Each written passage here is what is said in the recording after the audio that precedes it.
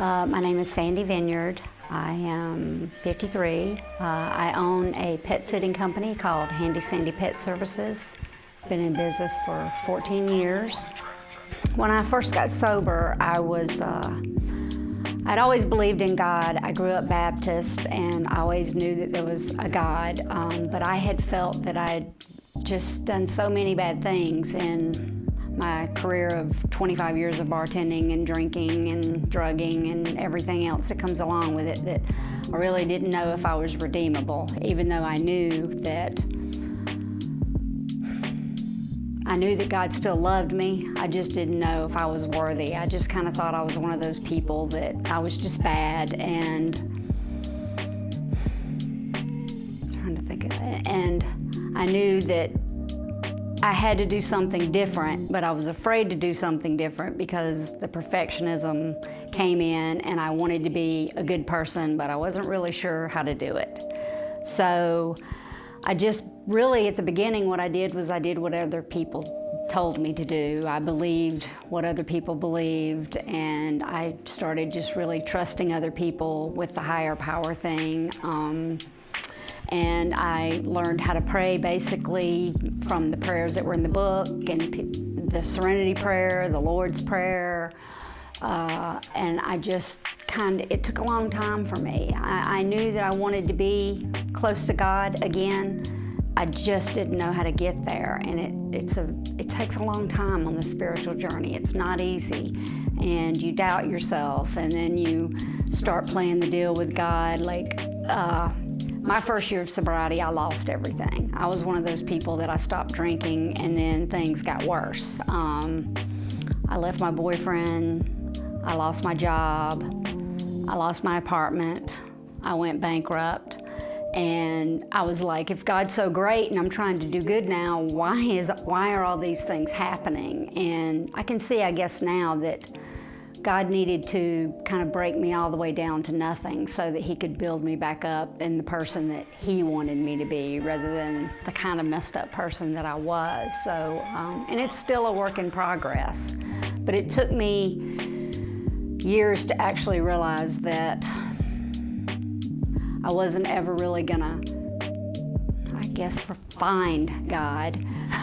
But what I was going to do was I was going to learn how to trust Him a little bit more with just doing the next right thing, doing what the suggestions that people told me to do, trying to be a better person. I remember a sponsor once told me, how do you build self-esteem? You do self-esteem building things. And that was very helpful for me. I started praying a lot more.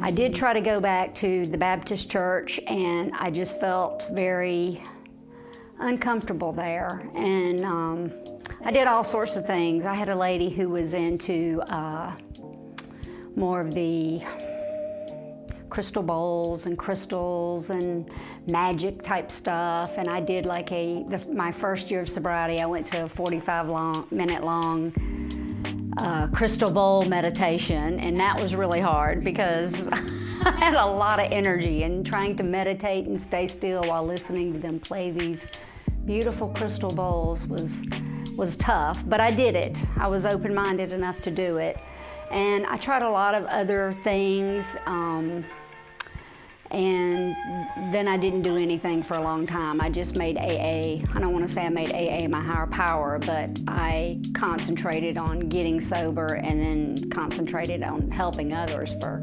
quite some time. So that's kind of how it was at the beginning. How did I meet Jesus? I met Jesus when I was very young. My mother, when I was about 12 years old, went to a Pentecostal church. And I'll never forget this. It was one of those small little white churches, and they talked in tongues, and it scared me to death. You know, my mom was searching at that time. I see that now. I didn't understand it back then, but she was searching for something. And my mom was baptized in a lake with a whole bunch of people, you know, fully submerged, like they talk about doing it in the Bible. And I remember thinking to myself, man, as soon as I don't have to go to this church anymore, I am out of here. And that was when I was about 3 years before my first drink, needless to say. But I had been saved. I knew that Jesus, what he did for me, I knew that he died on the cross for my sins. I always knew that. But I had gotten so sick in my alcoholism and in my addiction that I couldn't, I'm trying to think of the best way to say it. I couldn't be close to him because I knew what I was doing was so far away from what I knew I should be doing. And it was really, really difficult for me to realize that God meets you right where you are. You don't have to be perfect. I thought that I had to be perfect and live by the Bible, and I knew that I was never going to be able to do that. So, you know, having had my first drink and drug, actually marijuana was the first thing that I ever had, and then I was like, where has this been? And then alcohol came into play, and those two were pretty much my favorites. But so for about 25 years, I was a bartender, and I kind of just put Jesus on the back shelf. Now, I had my moments when I was really depressed and really sad and drinking alone, and I would say, you know, why am I such a terrible person, and why won't you come in and help me, God? But I wasn't really willing to do anything to move closer to him. I knew that I wanted to be close to God, and I wanted to get back in good graces with Jesus, even though now when I say that it seems kind of silly because you're always in good graces with God and with Jesus. But I read the Bible, and I did a lot of reading, and I saw God working in people that I was sponsoring, and I knew that I wasn't staying sober on my own because I had tried and tried and tried, and until I got to AA and realized that I had to have a power greater than myself was the only way I ever got sober. I tried 1,000 times. Just knowing that even through the tough times that Jesus has got my back and God is always with me, and really believing it now, because for so long at the beginning of your sobriety you just kind of do whatever you're told to do, you know, and then you kind of formulate a few things that work for you, and then when you go further and further down the journey and you continue to stay sober, your relationship with God becomes so much more concrete and so much more comforting. You know, even like during the really, really tough times, you know that you're truly not alone. Where before, when people say, oh, you're not alone, God's always with you, you're like, mm-hmm. And then as you develop your relationship with him, you start to realize that he is really with me, even in the tough times. 2 years ago on Memorial Day, we were at home, we were having a nice night. We lived in Martin's Landing, we had a nice house. We had worked really hard to get it set up just like we wanted it, and it was about 10 o'clock at night.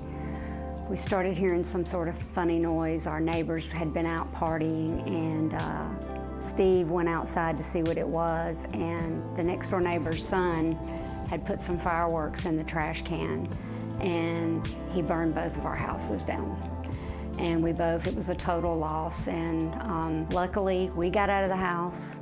We got our dog out of the house, our cat out of the house, the motorcycle, the Harley out of the house, and both of our cars, but everything else was a total loss. And we pretty much sat across the street and watched our house burn. Thank God, you know, that I had the spiritual foundation that I had. And I had just finished Stephen ministry class, and I had a lot more new spiritual tools to use. And so we got through that, and a month later my mom was diagnosed with lung cancer. She immediately went into treatment, and she fought the cancer for about 10 months, and April 1st of last year my mom passed away, and I was there the last 2 weeks of her life. I was there with her when she took her last breath in this world. And that's a gift that I would have missed had I not been sober, and had I not taken that time to rebuild that relationship with my mother and be there with her when she needed me. And that was just the hardest thing I ever did, but it was also the biggest gift that I was ever given.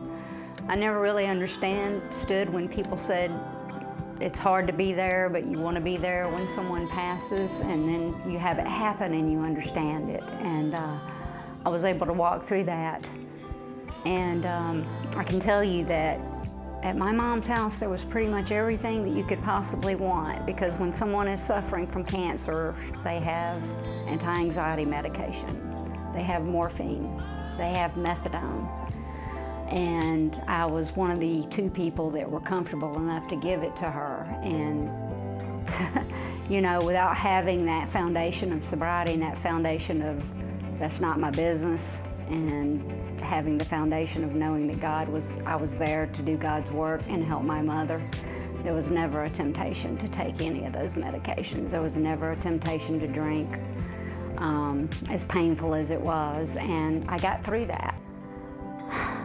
I was right on the edge, not of drinking, not of using, but right on the edge of being just so emotionally broke. But I always say that God may take you right to the edge, but He'll be right there holding your hand and He won't let you fall off. So that's kind of been my experience with the tough times, but the good times are so far more frequent and better than the bad times now that it's all worth it. So I think that's it. Thank you.